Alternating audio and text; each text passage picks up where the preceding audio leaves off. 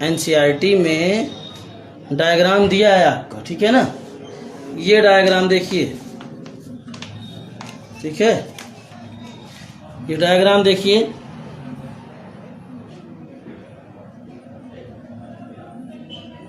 ये डायग्राम, ये डायग्राम और ये डायग्राम, ये डायग्राम और ये डायग्राम देखिए, जिसमें आपका एक ए है आपका और एक आपका बी है। ए वाला जो है, ठीक है ना, वो 2 डायमेंशनल स्ट्रक्चर है और वो क्वाड है, ठीक है ना, वो आपका क्वार्ट्ज है आपका ए वाला। और जो बी वाला है क्वार्ट्ज ग्लास है आपका। दोनों 2 डायमेंशनल स्ट्रक्चर हैं, दोनों आपके 2 डायमेंशनल स्ट्रक्चर हैं, दोनों आपके 2 डायमेंशनल स्ट्रक्चर हैं। एक क्वार्ट्ज है और एक क्वार्ट्ज ग्लास है आपका। क्वार्ट्ज है आपका वो क्रिस्टलाइन सॉलिड है और जो क्वार्ट्ज ग्लास है आपका वो एमार्फस सॉलिड है। तो जो ए वाला है देखिए, उसमें जो कॉन्स्टिट्यूएंट्स पार्टिकल हैं, जो डॉट कलर का रेड और ग्रीन दिख रहा है आपको, वो कॉन्स्टिट्यूएंट्स पार्टिकल्स हैं, ठीक है ना, वो कॉन्स्टिट्यूएंट्स पार्टिकल्स हैं। तो कॉन्स्टिट्यूएंट्स पार्टिकल जो होता है, क्वार्ट्ज वाला जो है वो क्रिस्टलाइन सॉलिड है और क्वार्ट्ज ग्लास जो है वो आपका एमार्फस सॉलिड है, ठीक है ना। तो ये दोनों फिगर आपके एनसीईआरटी में दिया होगा, इन दोनों फिगर को आप बना लीजिएगा, ठीक है। तो हम आगे देखते हैं अब, ठीक है ना, अब आगे देखते हैं, ठीक है ना, differences between crystalline and amorphous solid, ठीक है ना, डिफरेंसेस बिटवीन, ठीक है ना, क्रिस्टलाइन एंड एमार्फस सॉलिड में हम डिफरेंस पढ़ेंगे। चलिए देखिए आगे,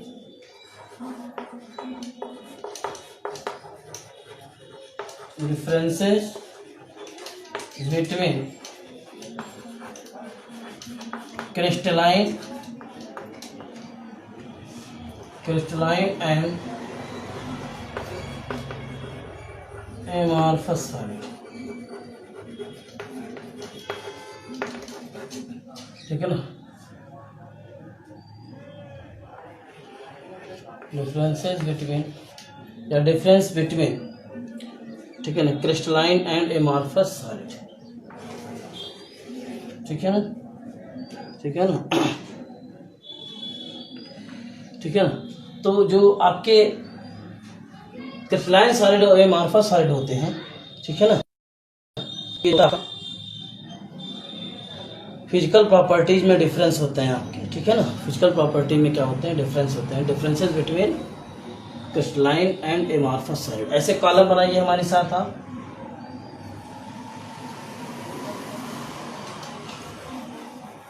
लेकिन इससे समझने से पहले आप 2 टर्म समझ लीजिए, आइसोट्रॉपी और एनाइसोट्रॉपी क्या होता है, ठीक है ना। आइसोट्रॉपी और एनाइसोट्रॉपी क्या होता है, इसको हम बता देते हैं, ठीक है ना। जैसे मान लीजिए हमने कहा हमारे पास एक जो है ये है आपका किसी मेटल का जो है फॉयल है, मेटल का सीट है,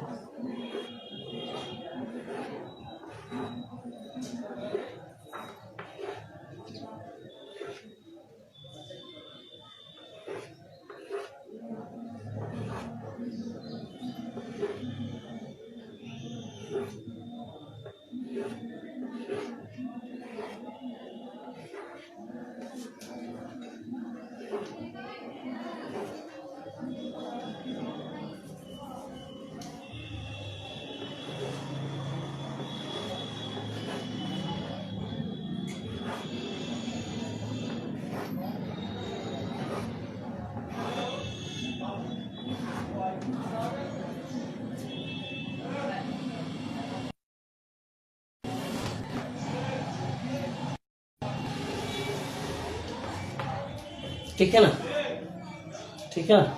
अब देखिए आपके एनाइसोट्रॉपी एक वर्ड है और दूसरा वर्ड है बेटा आइसोट्रॉपी। एक वर्ड है आपका एनाइसोट्रॉपी और दूसरा वर्ड है आइसोट्रॉपी, ठीक है ना। एक वर्ड आपका आइसोट्रॉपी और दूसरा वर्ड है क्या आपका एनाइसोट्रॉपी, ठीक है ना, ठीक है। तो इसमें क्या होता है आपका, जो क्रिस्टलाइन सॉलिड होते हैं, क्रिस्टलाइन सॉलिड वो आपके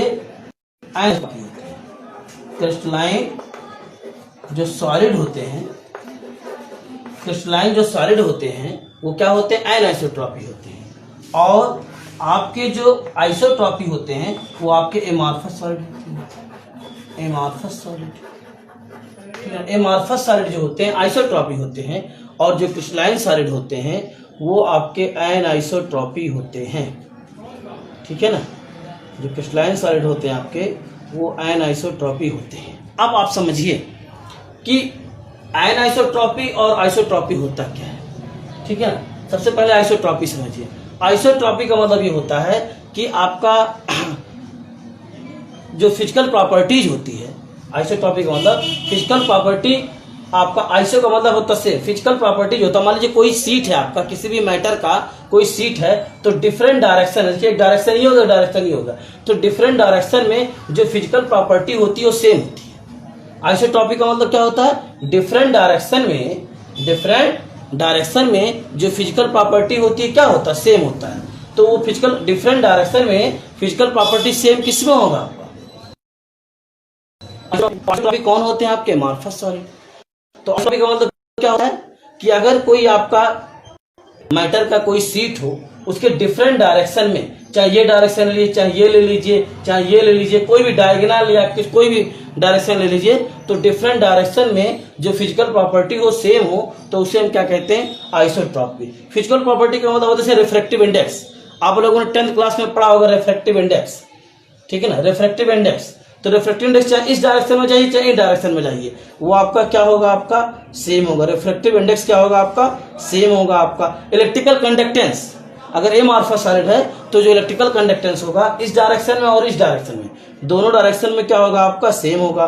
थर्मल एक्सपेंशन, ठीक है ना, इलेक्ट्रिकल कंडक्टेंस, रिफ्रैक्टिव इंडेक्स, ठीक है ना, ये सब क्या बेटा फिजिकल प्रॉपर्टी है। रिफ्रैक्टिव इंडेक्स, ठीक है ना, थर्मल एक्सपेंशन और इलेक्ट्रिकल कंडक्टेंस, ये आपके जो होता है फिजिकल प्रॉपर्टी है। तो ये डिफरेंट डायरेक्शन में सेम होता है, किसमें, एमार्फस सॉलिड में। इसीलिए एमार्फस सॉलिड को हम क्या कहते हैं, आइसोट्रॉपी।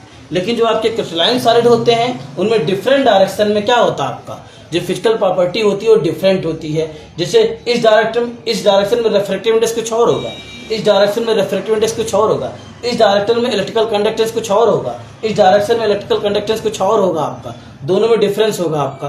थर्मल एक्सपेंशन इस डायरेक्शन में अलग होगा और इस डायरेक्शन में अलग होगा। तो आपके वो जो क्रिस्टलाइन सॉलिड होते हैं वो एनाइसोट्रॉपी होते हैं। तो एनाइसोट्रॉपी का मतलब होता है the physical property is different in different direction, ठीक है ना, उसे हम एनाइसोट्रॉपी कहते हैं। और आइसोट्रॉपी का मतलब क्या होता है, the physical property are same in different direction, the physical property वो सेम हो, ठीक है ना, इन डिफरेंट डायरेक्शन में, उसे क्या कहते हैं, आइसोट्रॉपी। तो एमार्फस सॉलिड आपके आइसोट्रॉपी होते हैं और क्रिस्टलाइन सॉलिड आपके आइसोट्रॉपी, ठीक है ना। अब वो फिजिकल प्रॉपर्टी क्या क्या होता है हमने बताया है, refractive index, thermal expansion, electrical conductance, आपने पढ़ा है इलेक्ट्रिकल कंडक्टेंस। थर्मल एक्सपेंशन का मतलब जानते हैं, हीट करने पर प्रसार हुआ आपका, ठीक है ना। और रिफ्रैक्टिव इंडेक्स आप जानते हैं, ठीक है ना। चलिए अब डिफरेंस लिखते हैं। तो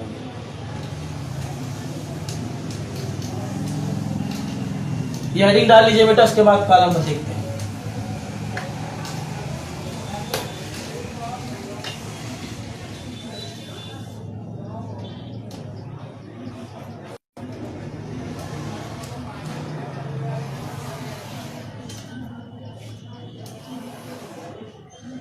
ये है SN का मतलब होता है सीरियल नंबर, ठीक है ना। एक कॉलम आप बनाएंगे प्रॉपर्टी का,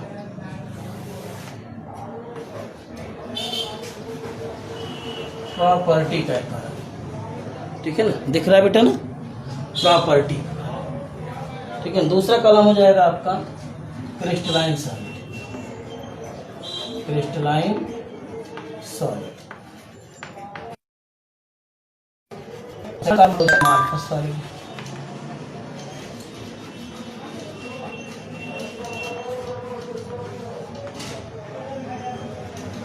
क्रिस्टलाइन सॉलिड सेकंड आपका हो जाएगा एमार्फस सॉलिड।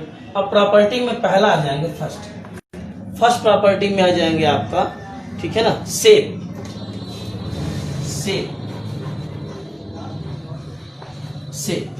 तो क्रिस्टलाइन सॉलिड का जो होता है डेफिनेट कैरेक्टरिस्टिक ज्योमेट्रिकल शेप होता है।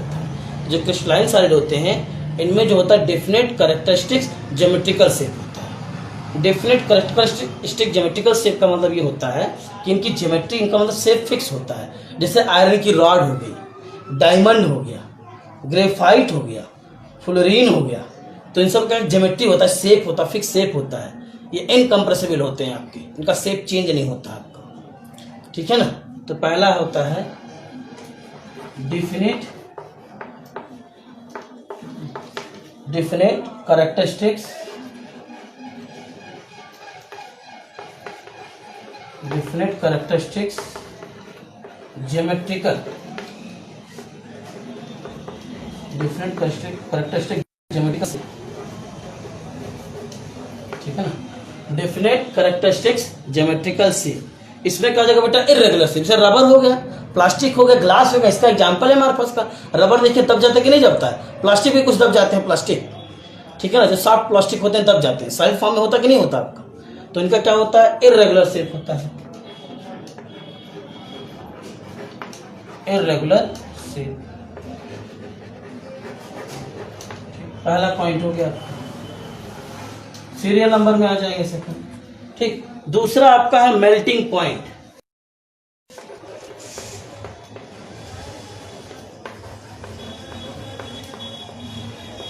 मेल्टिंग पॉइंट में आ जाएंगे तो इनका जो क्रिस्टलाइन साइड होते हैं, इनका मेल्टिंग पॉइंट शार्प होता है। शार्प का मतलब होता है फिक्स।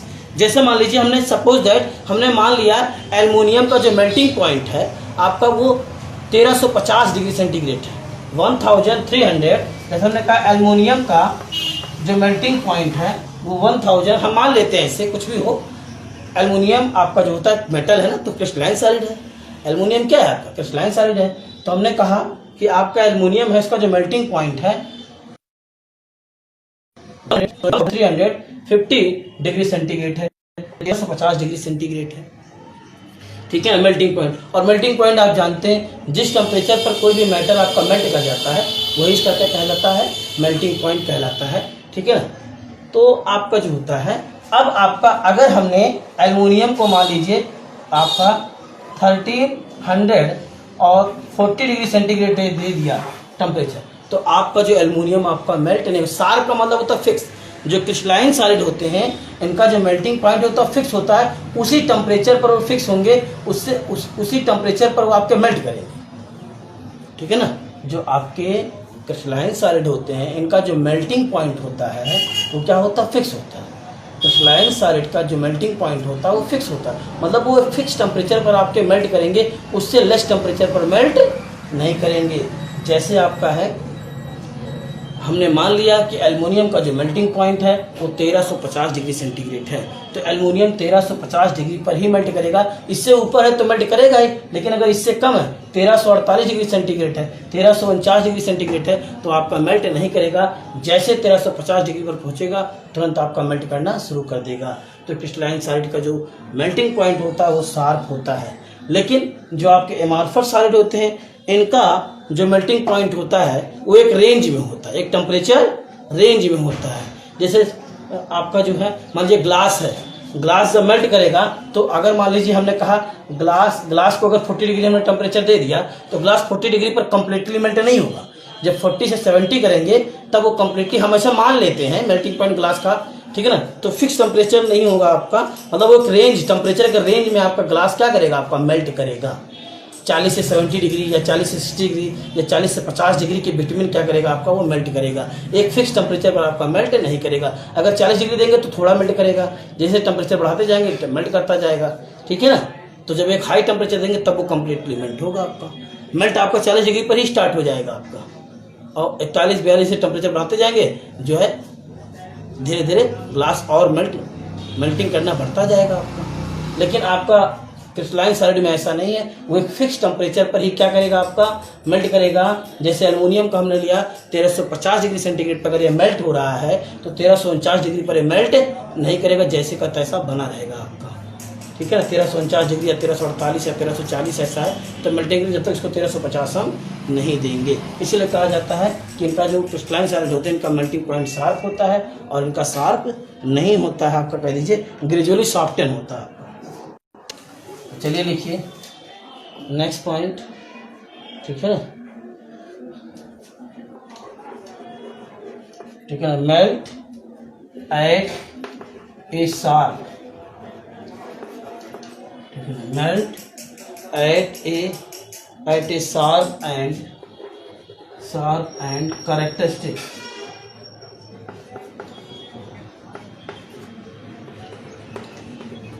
ठीक है ना,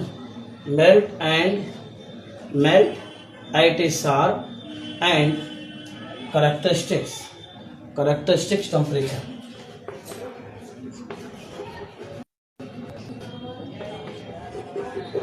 ठीक है ना। एमार्फस में आ जाएंगे आपके, ठीक है ना, ग्रेजुअली सॉफ्टन ओवर ए, ग्रेजुअली, ठीक है ना, ग्रेजुअली, ठीक है ना, gradually soften over A, gradually soften over a range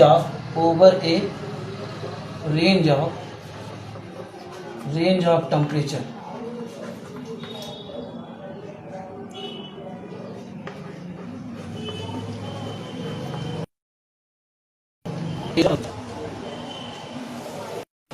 तीसरा पॉइंट देखिए आपके, ठीक है ना, तीसरा पॉइंट है क्लीवेज प्रॉपर्टी,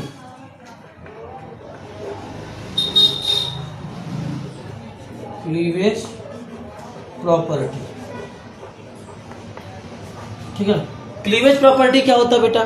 क्लीवेज प्रॉपर्टी का मतलब होता है जब हम क्या करते हैं किसी भी, ठीक है ना, अगर हम क्रिस्टलाइन सॉलिड को हम कट करते हैं, ठीक है ना, एच को कट करते हैं तो स्प्लिट हो जाते हैं इनटू टू पीसेस, ठीक है ना, और न्यू सरफेस क्या होता है आपका जो है जनरेट हो जाता है आपका, ठीक है ना।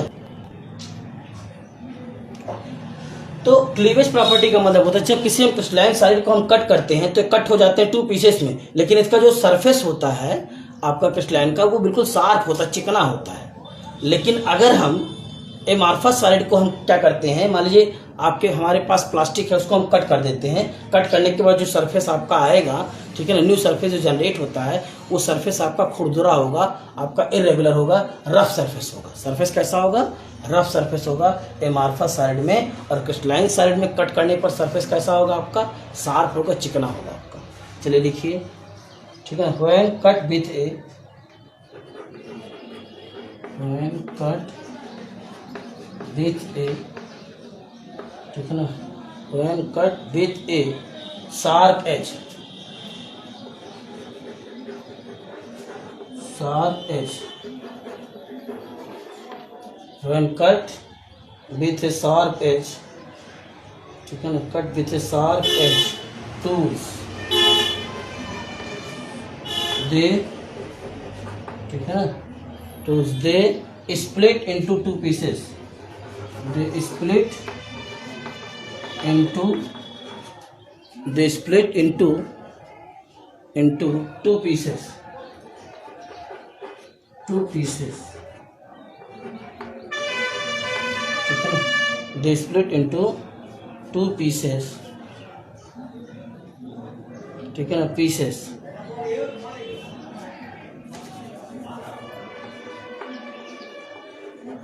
split into two pieces and बेटा अब नीचे स्पेस आएगा नहीं, उसको हम थोड़ा सा मिटा देते हैं। एंड दिख रहा है ना, एंड ऊपर वाला मिटा देते हैं ये, ठीक है, नोट हो गया होगा तो ये ऊपर वाला मिटा देते हैं, ठीक। इसमें जो एंड के बाद हम यहाँ लेते हैं, ठीक है ना, एंड द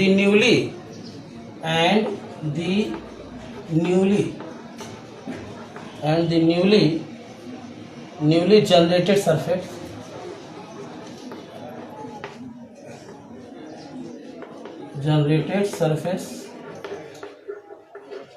generated surface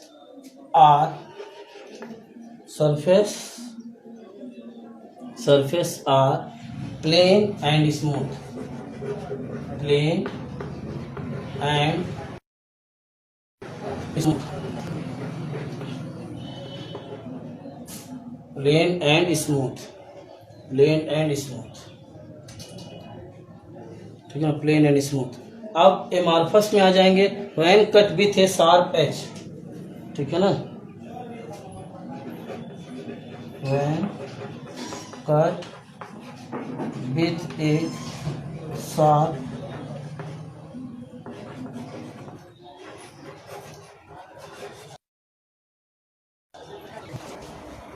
ठीक है ना, when cut with a sharp edge, when cut with a sharp edge, sharp edge too, sharp edge too, sharp edge too, they cut into,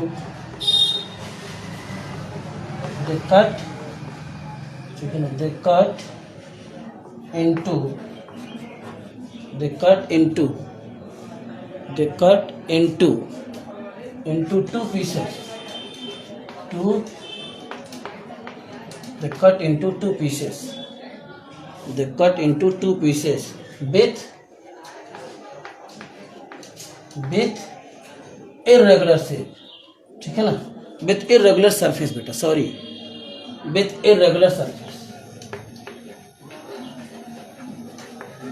irregular surface,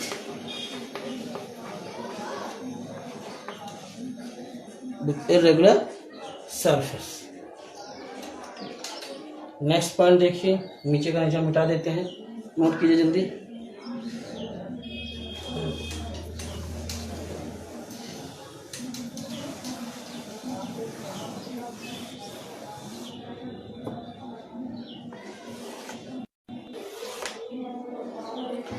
अब आपका जो है पॉइंट थर्ड था, point 4 देखिए, ठीक है ना। पॉइंट 4 है आपका heat of fusion property, heat of fusion, ठीक है ना, हीट ऑफ फ्यूजन, ठीक है ना। हीट ऑफ फ्यूजन हो जाएगा, इसमें आ जाएंगे क्रिस्टलाइन साइड में आ जाएंगे, they have definite and characteristic heat of fusion. जब भाई मेल्टिंग पॉइंट इनका फिक्स होता है, फ्यूजन का मतलब वही मेल्टिंग पॉइंट। देखिए, दो अगर आयरन की रॉड है, दो आयरन की रॉड हमारे पास है, और दो आयरन की रॉड को अगर जोड़ना है, जब तक हम दोनों आयरन की रॉड को मेल्ट नहीं करेंगे, तब तक दोनों आयरन की रॉड आपस में जुड़ेंगे नहीं। दो पीस को जोड़ना है, जब तक दोनों पीसों को हम थोड़ा सा एंड पर मेल्ट नहीं करेंगे, तब तक दोनों पीस आपस में जुड़ेंगे नहीं। तो हीट ऑफ फ्यूजन का मतलब ये आपका मेल्टिंग पॉइंट होता है। तो जितना आपका फ्यूज कोई भी दो मैटर फ्यूज तभी करेगा जब तक वो मेल्ट करेगा। तो हीट ऑफ फ्यूजन जो होता ही मेल्टिंग पॉइंट होता है, ठीक है। तो हीट ऑफ फ्यूजन, ठीक है ना। इसमें आ जाएंगे, क्रिस्टलाइन में आ जाएंगे, they have a definite, they have a definite, ठीक है, they have a definite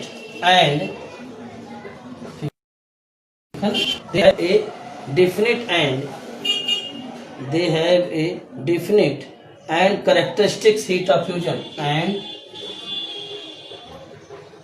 characteristics heat of fusion,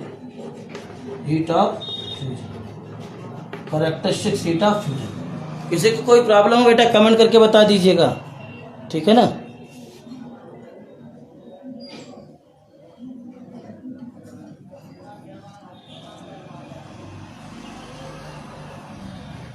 ठीक है ना। They have a definite and characteristics heat of fusion. इसमें आ जाएंगे आपके, दे डू नॉट है,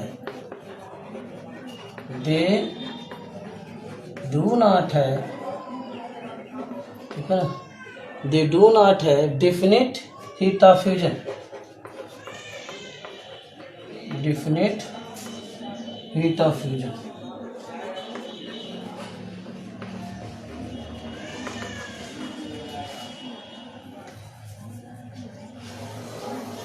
ठीक है, they do not have definite heat of fusion, ठीक है, they do not have definite heat of fusion.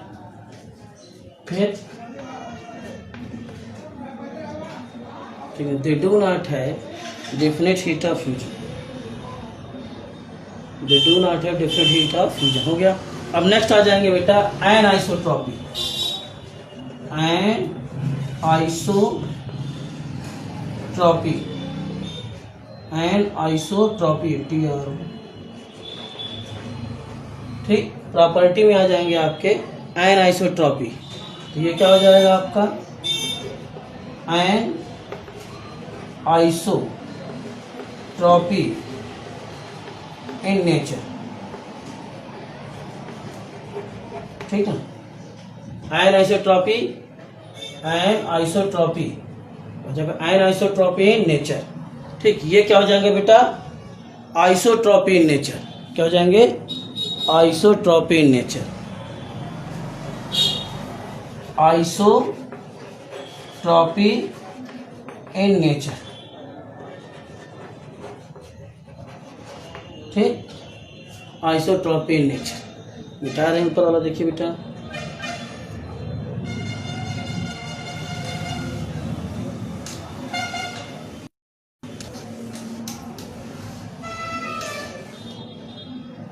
ठीक है ना,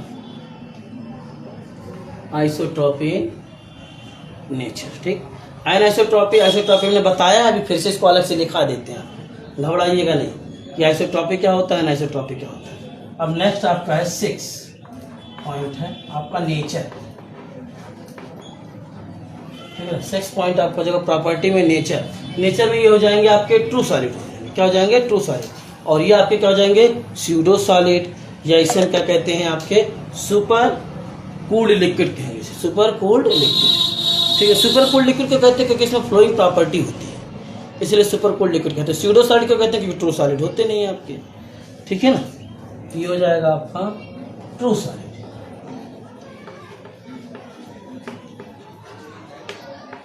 ट्रू सॉलिड, ठीक है ना, ट्रू सॉलिड, ठीक है ना। इसमें क्या हो जाएंगे आपके स्यूडो सॉलिड, स्यूडो सॉलिड्स और nature, true solid, pseudo solids और जो होगा सुपर कूल्ड लिक्विड, और super cooled liquid,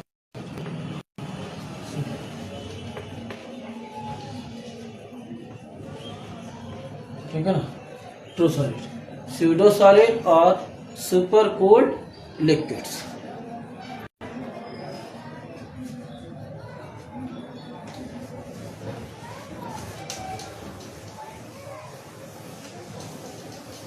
last point देखिए 7 आता है, ठीक है ना। लास्ट पॉइंट 7 है order in arrangement of constituent part, order in arrangement, order in order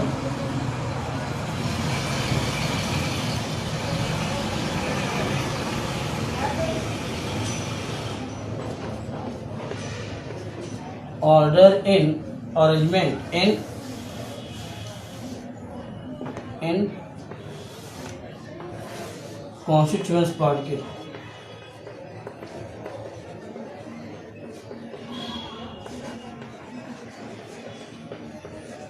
ठीक है ना। ऑर्डर इन, ठीक है ना, order in arrangement in constituents particles, ठीक है ना। आप जानते हैं कि जो क्रिस्टलाइन साइड होते हैं इनमें कॉन्स्टिट्यूएंट्स पार्टिकल्स के बिटवीन जो फोर्स ऑफ अट्रैक्शन होता है स्ट्रांग होता है, और इसी फोर्स ऑफ अट्रैक्शन स्ट्रांग होने की वजह से ये क्या करते हैं एक लॉन्ग चेन बनाते हैं, क्या बनाते हैं एक लॉन्ग चेन बनाते हैं आपका, ठीक है ना। जबकि एमार्फस जो साइड होते हैं इसमें जो कॉन्स्टिट्यूएंट्स पार्टिकल्स होता है उनके बीच जो अट्रैक्शन फोर्स होता है वो वीक होता है, इसलिए वो लॉन्ग चेन नहीं बनाते, लॉन्ग रेंज ऑर्डर नहीं बनाते हैं आपको, ठीक है। तो ये हो जाएगा long range order, long range order,